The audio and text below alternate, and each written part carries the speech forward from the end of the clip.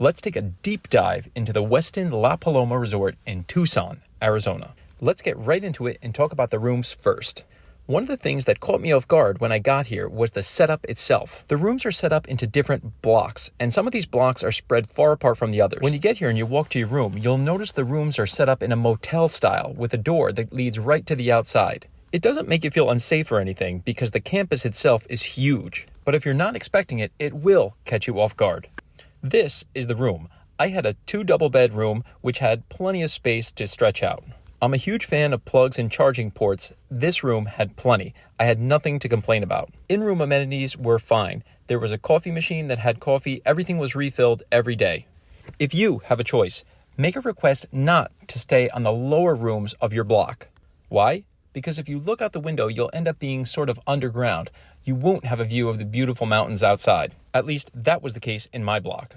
The toiletries were standard issue Westin fare. There was absolutely nothing to complain about. Well done. The room was well maintained. Everything was new, fresh. I didn't see any obvious signs of wear, age, or neglect. As far as the room experience goes, the Westin La Paloma Resort was perfect. Now, let's get outside and explore the grounds. This is the general setup of the Westin La Paloma. You can see some of these room blocks are separated by paths. Now remember, if you're here in a hot season, it is warm to get from one block to the other. You can see here on the right, that is one of the room blocks. You can see how it's got that motel sort of vibe. And remember, if you're on that lower floor, when you look out those windows, you will be underground. Again, I'm not sure what's on the other side of that particular room block, but on mine, I looked right into the side of the path. The vibe itself is desert modern. One of the interesting things is signs that remind you of the flora and fauna of the desert. My favorite was the ones that reminded you what to do if you saw a rattlesnake. As someone from a city, that caught me a little bit off guard. One of the things I'm sure you'll notice as I'm walking through is just how well maintained the entire campus is. I can clearly see why people would make this their vacation. Now, I want to take you over to the pool area. That's one of the highlights. Westin La Paloma absolutely does the pool area right. Take it in here.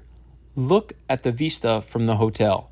That is the pool area. One of the nicest things is looking up from that pool area and seeing the mountains in the distance below. Now, you'll definitely want to get a seat under one of those umbrellas. You will not be able to stay out very long in the heat of the summer sun. So let me know, have you stayed at any other resorts in Tucson? Drop it in the comments below and leave a like if you enjoyed the tour. There it was, Westin La Paloma in Tucson, Arizona.